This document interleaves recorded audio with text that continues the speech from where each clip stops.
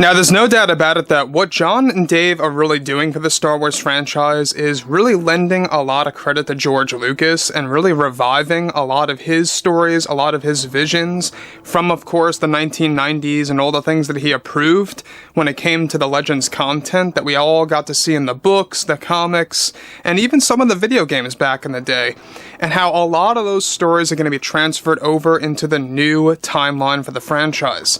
Let's elaborate on this later. This is Mike Zero. Subscribe if you're new and like this video to see future Star Wars updates. I'm also on Twitter at Mike01. I thank you all so very much for the great and kind support. Now, one thing about Jon and Dave is that they have been very much in close contact with the fans. They're very much, keeping fans up to date, keeping them in the loop about what they actually have in mind or what kind of goals they have actually in mind, and exactly what fans can expect from Mando 3, 4, and the Ahsoka Tano series, plus beyond all of that as well.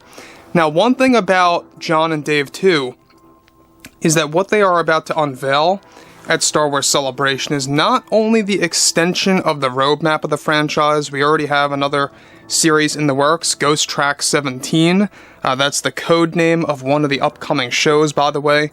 Most likely the one that is going to feature both a live-action version of Thrawn and Ezra Bridger that leads into the Ahsoka series. That's going to basically be a prequel to the Ahsoka Tano show. Now, moving on from all of this, Jon Favreau got to say a couple of exciting things about what's in store for, of course, the Skywalker Saga, and how a lot of things are going to shift around and literally get reset and changed under LUCASFILM and Disney, and how it's really all going to make a big difference upon the fandom. Now, with both Favreau and Filoni getting ready to make drastic changes to the Star Wars franchise, they have been more direct and vocal with the fans about their goals. In a recent interview that Favreau took part in, he responded to the fans about something very specific by stating the following. He went on to state, "Myself and Dave looked things over carefully about what we are about to establish in Ahsoka, Mandalorian Season 4, and some other installments that we have mapped out, and how it's going to truly change the Skywalker Saga in its own nature, and how the fans perceive it. I will hint that we have an exciting location that we will be using that is going to shift the timeline of this amazing saga, that we so graciously respect and cherish, and how we can use this as a tool to fine-tune the characters' journeys and adventures, as well as the decisions that they make throughout the great saga." Now let me just pause here for a second. There's no doubt in my mind that what he is alluding to of this quote-unquote new location is the world between worlds. We already know that it's going to appear in the Ahsoka series, and especially in Season 2 of the Ahsoka show more so. That is getting very close, by the way, to getting a green light by Disney. But on top of this, we also have the WBW that is set to appear in The Mandalorian Season 4. So there's a lot of things that are being worked into the franchise by Dave Filoni. As you all know, Dave Filoni is the guy that actually created the world between worlds in Star Wars Rebels Season 4. It's something that, Dave Filoni actually pitched to Jon Favreau first. Favreau gave it the okay, and then George Lucas gave it the okay.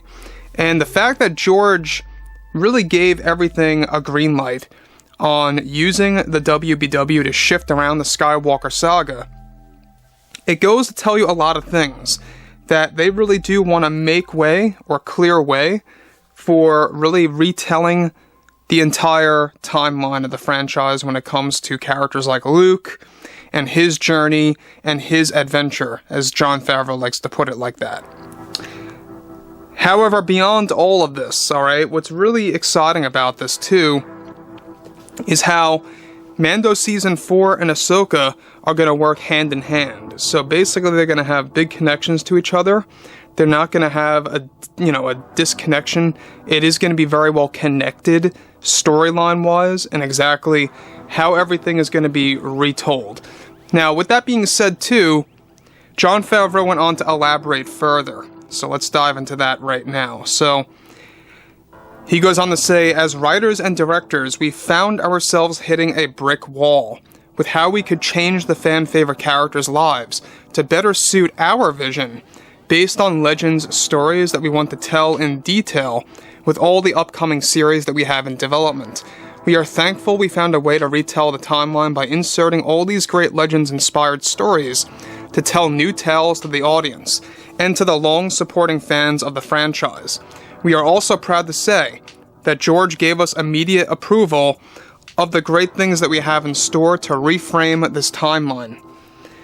So once again, alright, I want to pause here quick, is that John is really putting it out there that what they are about to do is that they are basically going to be using that WBW location to really retell the events that take place in the Skywalker Saga, and exploring what you can and can't do in the world between worlds, right? There's going to be ground rules in that realm, if you will, and how it holds connections to the netherworld of the Force. We already know that John is creating a big retcon toward the end of Episode 9, that when Rey is saying, "Be with me," and she hears the Force ghosts of the past reaching out to her, is that at that moment in time, she's actually in the world between worlds momentarily.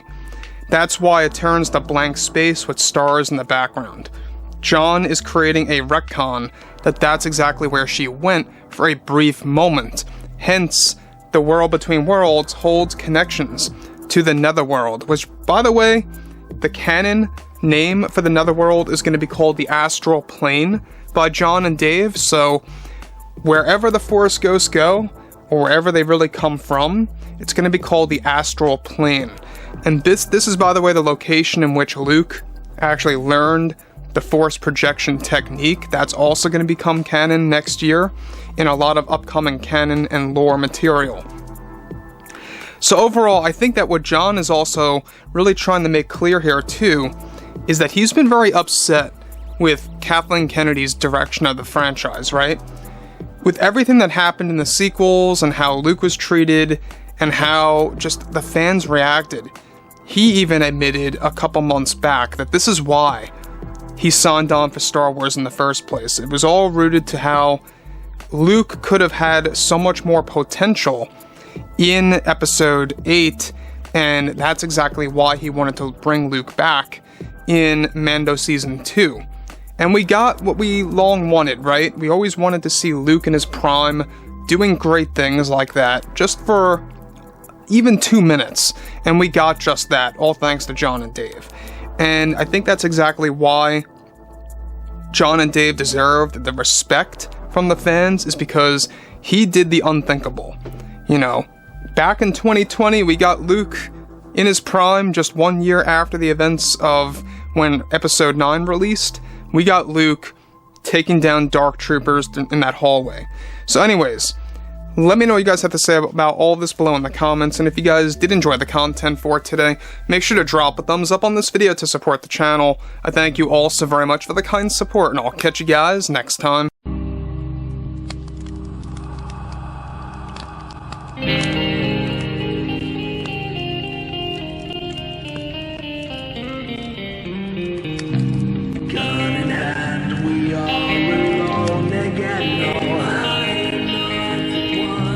Nights in the